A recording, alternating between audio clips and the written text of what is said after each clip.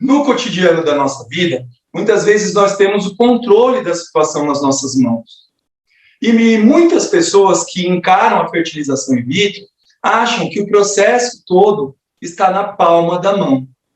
Mas, pessoal, para quem está nessa jornada, que vai começar esse tratamento, ou vai continuar a FIV depois de uma falha, é fundamental ter alguns conceitos. E o primeiro que eu queria dividir com vocês é justamente para a gente entender o sucesso de uma fertilização in vitro, a gente precisa primeiro conhecer como a natureza humana funciona, qual é o sucesso de nós termos uma gestação espontânea.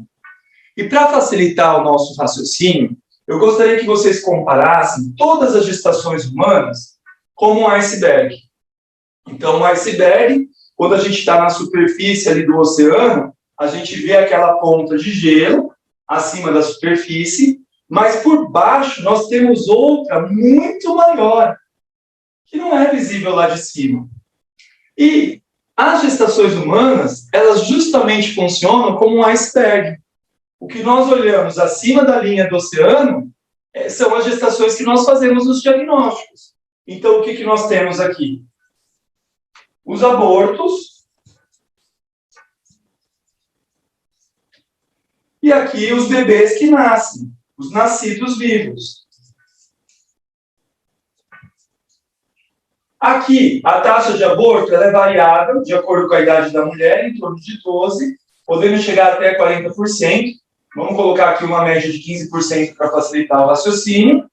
E a taxa de nascimento também é variável, a gente pode considerar algo em torno de 30%. Mas aqui embaixo, pessoal, nós temos 50% a 60% das gestações que nós chamamos de perdas invisíveis. Ou seja, de todas as gestações que a espécie humana tem, 50% a 60% acontecem gerando o embriãozinho implanta no útero, só que até a menstruação a gravidez é interrompida. E como a mulher não tem um atraso menstrual nesses cenários, ela acaba não fazendo o diagnóstico da gravidez. Então, observem, pessoal, que a maioria das gestações humanas, elas não são diagnosticadas e evoluem para essa perda invisível que muita gente chama de microaborto. E por que saber disso é importante? Porque quando eu faço uma analogia com a FIV, tudo que eu faço na fertilização in vitro está nessa parte oculta, nessa parte do invisível. A diferença é que a FIV, ela te permite documentar todas as etapas reprodutivas. Você sabe o momento da ovulação, você sabe o momento da fecundação, você sabe o momento que o embriãozinho está dentro do útero, você sabe o momento de fazer o teste. Então, a FIV, ela te passa uma sensação de controle que naturalmente não acontece, porque todas essas etapas reprodutivas também ocorrem, só que a gente só toma conhecimento retrospectivamente, quando é feito o diagnóstico da gravidez. Graças a Deus que existe esse mecanismo de seleção da nossa espécie. Porque se todo mês a mulher tivesse o diagnóstico da gravidez, e soubesse que estava grávida e depois perdesse, o ser humano ia ter uma frequência de luto muito maior. Por outro lado, a fertilização traz mais angústia, traz essa percepção maior do luto justamente pelo controle. E aí, pessoal, isso mostra para a gente que existem, então, as limitações naturais do ser humano para alcançar uma gravidez.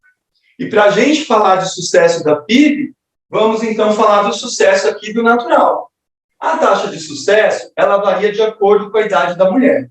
Então, observe que no auge da vida reprodutiva, dos 26 aos 30 anos, no primeiro mês de tentativa, nós temos uma taxa aproximada de 18%. Essa taxa, gradativamente, vai se reduzindo com o avanço da idade da mulher. Aqui, por volta dos 41, 42 anos, de 100 casais que tentam um bebê espontâneo com 2 relações por semana, 4 vão atingir o objetivo. Só que, por outro lado, com o passar dos meses, a maioria dos casais até 35 anos vão alcançar a gravidez. dos 26 aos 30, depois de um ano, 85% está gestante, dos 31 aos 35, 80%, dos 36 aos 40, 50%, e aí vai caindo progressivamente. Então, a idade, pessoal, é um fator fundamental na natureza da mulher, na natureza humana. E por que esses números são baixos, 18, 15? Na verdade, eu poderia falar aqui que é 50% e 60% a mais, então seria 68%, 78%, mas 50%, 60% tiveram aquela perda invisível e 18%, então, teria o nascimento do bebê. Essa grande quantidade de perdas invisíveis, pessoal, ela ocorre porque uma particularidade do ser humano é a produção de embriões geneticamente alterados numa proporção muito maior do que outras espécies de mamíferos. A principal alteração genética da espécie humana é a síndrome de Down. Nós produzimos muitos embriõezinhos com síndrome de Down, tem um que é a síndrome de Turner, que falta um dos cromossomos sexuais, o X ou Y, e existem também outras doenças genéticas. Só que na grande maioria das vezes que a gente está gerando um bebê geneticamente alterado, o nosso organismo interrompe precocemente a gravidez. Uma pequena parcela desses embriõezinhos vão conseguir ficar mais tempo dentro do útero, mas a grande maioria evolui para um aborto, uma outra perda. É aquele caso que você sabia que estava grávida e perdeu. E uma pequena parcela dos bebês geneticamente alterados nascem, por isso que nós temos as criancinhas, as pessoas com síndrome de Down ou outras doenças genéticas, mas essas perdas, essas falhas que a gente tem, ocorrem justamente como um mecanismo de seleção natural da nossa natureza mesmo, tá? E quando a gente vai para uma fertilização in vitro, a gente carrega essas limitações. O tratamento, a FIV, ela não modifica o DNA do óvulo, não modifica o DNA do espermatozoide, não modifica o patrimônio genético do embrião. Então, nós continuamos produzindo embriões geneticamente alterados. Mas a FIV, ela otimiza a fertilidade. Por quê? Porque, teoricamente, nós estamos numa situação de reserva ovariana normal, estamos trabalhando com mais de um óvulo ao mesmo tempo. Nós também estamos facilitando a união do óvulo com o espermatozoide. E estamos sincronizando o embriãozinho para o melhor momento aí para ele implantar.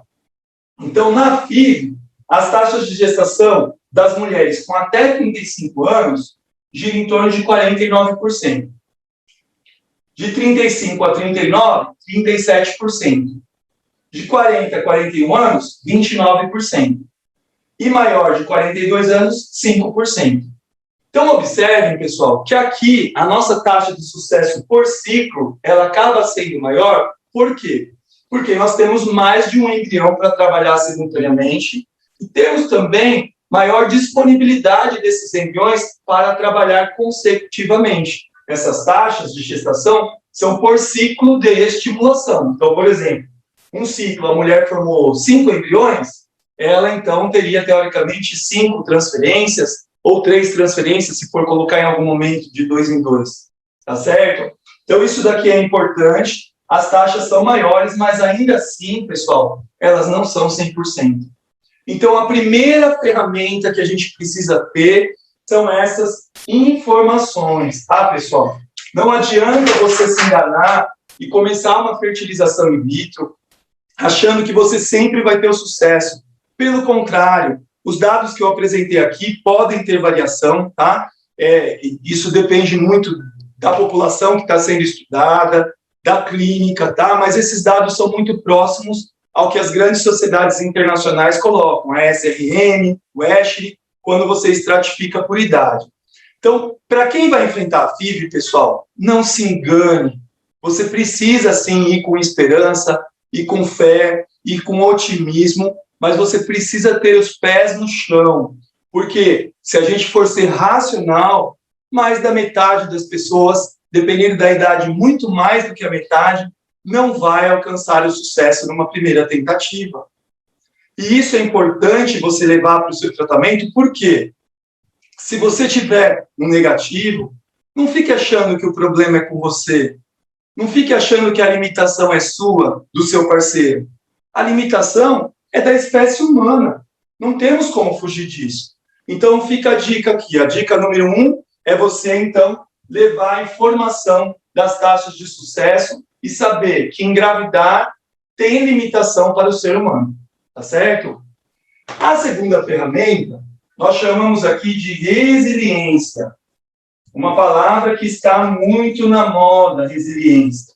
Que é a capacidade da gente superar as derrotas sem mudar o foco, sem mudar o objetivo. Pessoal, hoje não dá para pensar em tratamento de reprodução assistida, mesmo namoro programado e inseminação, mas aqui eu estou falando principalmente da FIV, não dá para a gente pensar nesse tratamento sem ter a prática da resiliência.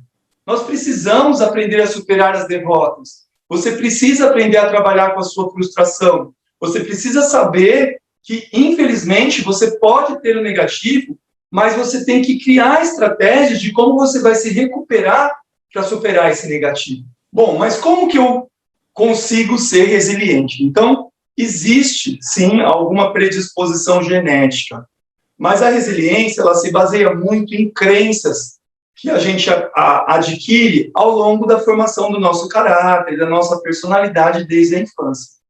Mas, se você não se acha uma pessoa resiliente, existem algumas técnicas, algumas ferramentas que você pode estar utilizando para melhorar, para ampliar, para adquirir a resiliência. Uma delas, pessoal, é você ter a capacidade de se adaptar ao novo. Então, você teve o negativo, é natural que você vai ficar triste, você vai chorar, você vai querer ficar até numa introspecção, num isolamento. Isso é válido, é saudável, é importante que você faça, tá? Mas, quando é duradouro e prolongado, aí acende a luz do alerta. Agora, passou essa fase de digestão do luto, pessoal, aí é importante que você tenha essa capacidade de adaptação a essa novidade. Então, eu vou contar uma história para vocês. Eu tive um casal muito querido, ela com 53 anos, veio à clínica e, durante a nossa conversa, eu fiz o aconselhamento que, para ela alcançar a gestação, ela precisava recorrer a óvulos de doador anônimo. E o casal foi pego de surpresa, porque ela já tinha 4 filhos de outro relacionamento, e ela não aceitava. Ela falou: doutor Anderson, eu não aceito, eu não quero, eu realmente quero tentar com os meus óvulos. E a gente ali foi conversando de um jeito bem descontraído, e durante a minha conversa com o casal, eu falei: olha, vocês vão ser o primeiro casal no mundo que nós vamos ter uma gravidez na FIV com óvulo de 53 anos. Para vocês terem uma ideia, a mulher tem uma idade média aí da menopausa, que é aquela última menstruação, 51 anos. No mundo inteiro, no Brasil, é entre 50 e 51. Então, para ela, é com óvulo de doadora, mas eles não quiseram. Bom, optaram por fazer a FIV, mesmo eu sendo taxativo, e ali, obviamente, que a autonomia do casal, a minha consciência estava tranquila a partir do momento que eu fiz o aconselhamento da melhor opção para eles.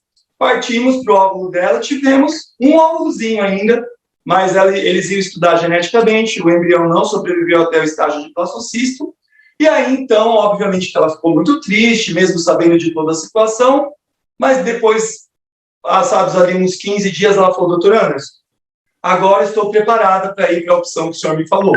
Eu precisava vivenciar tudo isso com o meu óvulo. Eu precisava passar por esse processo, receber as injeções.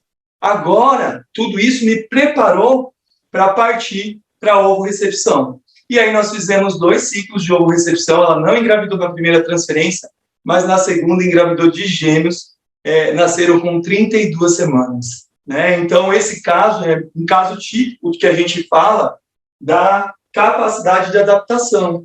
Ela adaptou, ela mudou a estratégia dela para poder seguir rumo ao bebezinho. Uma outra coisa que ajuda muito, pessoal, é a gente mapear os pontos positivos e negativos que você teve no seu ciclo. Então, se você já passou pela fertilização in vitro e teve o negativo, não olhe só para aquilo que não aconteceu, que foi a gravidez, que é o nosso objetivo principal. Mas veja ao longo do processo o que você teve de positivo. A partir do momento que você consegue enxergar essas particularidades, você dá para a sua mente, para os seus pensamentos, espaço para poder enxergar para o futuro com um pouco mais de esperança. Por exemplo, o que a gente poderia ter de positivo num cenário que a mulher teve o beta-HCG negativo? Obtenção de óvulos.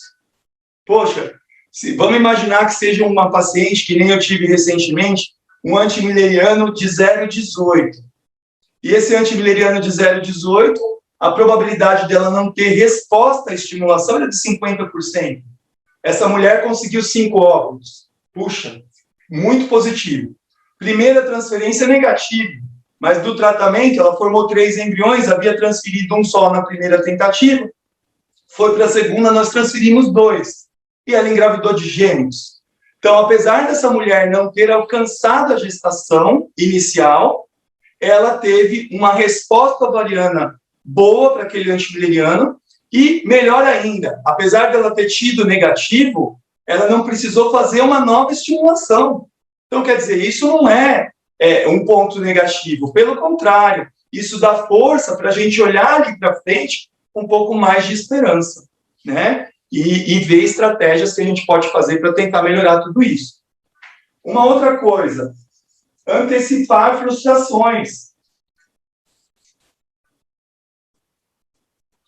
Frustrações. Se você já sabe que tem dificuldade para lidar com frustração, na FIV, pessoal, é importante que você faça aí uma reflexão do que realmente pode acontecer, como você vai encarar esse eventual negativo. Quando você antecipa uma possível reação que você pode eventualmente ter diante do negativo, isso vai te dar mais tranquilidade, vai diminuir o seu sofrimento ali na frente. Então, antecipar respostas a frustrações ajuda bastante. Uma outra coisa é o apoio, ou a literatura científica gosta de chamar muito, de suporte emocional.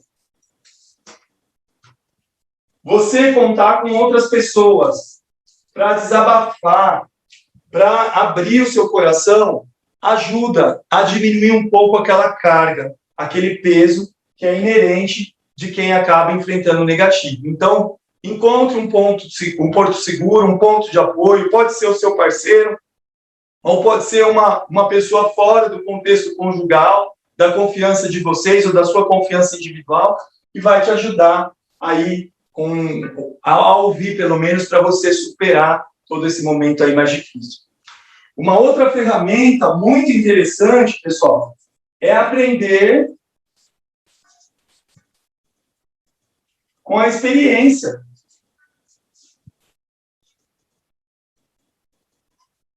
Bom, tive o negativo.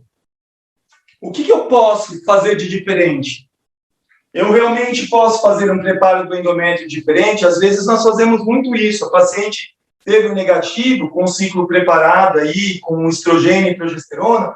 Às vezes a gente acredita que menos é mais, a gente vai para o ciclo natural.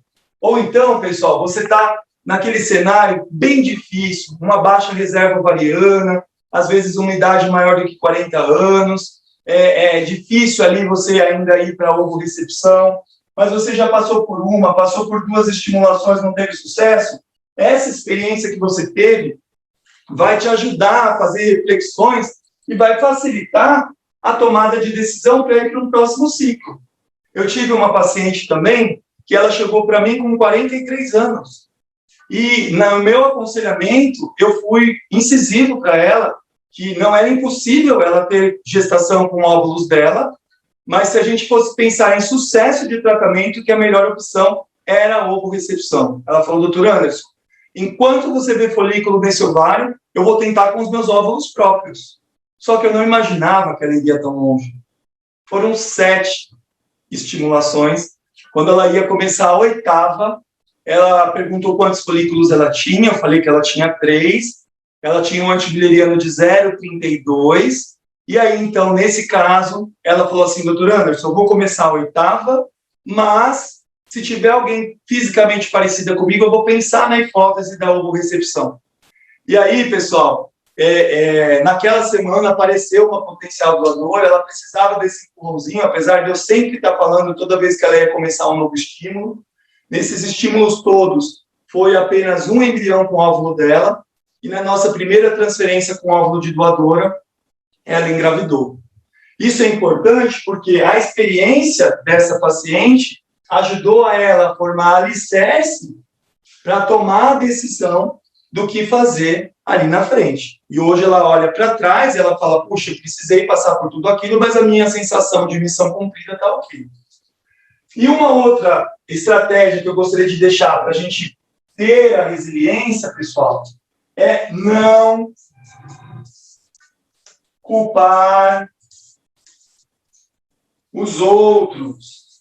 É muito comum as pessoas, quando tem uma frustração, quando tem uma derrota, quererem encontrar um culpado. E muitas vezes, nesse cenário, acabam colocando a culpa na clínica, no médico, no parceiro ou na parceira. Isso, pessoal, é prova de que a maturidade ainda emocional dessa pessoa não está completamente construída. Tá? E a partir do momento que você define aonde você vai fazer o seu tratamento, você tem que confiar, porque você está entregando a sua semente mais preciosa, que é o seu óvulo, o espermatozoide do seu marido, ou você está entregando o seu espermatozoide, o óvulo da sua parceira, e se você não confiar em quem você está entregando, para quem você está entregando tudo isso, é melhor você, então, nem iniciar o tratamento. Porque vocês vão ver, ou quem já vivenciou a FIV já viu, que parte do tratamento vocês não têm nem acesso visual, que é a parte embrionária. Vocês podem ter acesso à foto, e nós médicos muitas vezes também não temos. Quem acaba tendo esse acesso é o embriologista, que muitas vezes vocês nem conhecem. Então, se você confiou nos profissionais e confiou na clínica, pessoal, você então precisa ter a tranquilidade de que a sua sementinha preciosa está bem cuidada. E aí, culpar os outros, além de te deixar mal, porque você vai ficar com aquele pensamento ruminativo dentro de você, não vai resolver o seu problema. Agora, obviamente, se você teve alguma experiência que não foi boa, né? Aí sim é alguma coisa que antes de você tomar a decisão de mudar de clínica, o ideal seria você ter o diálogo. Acho que a transparência é tudo.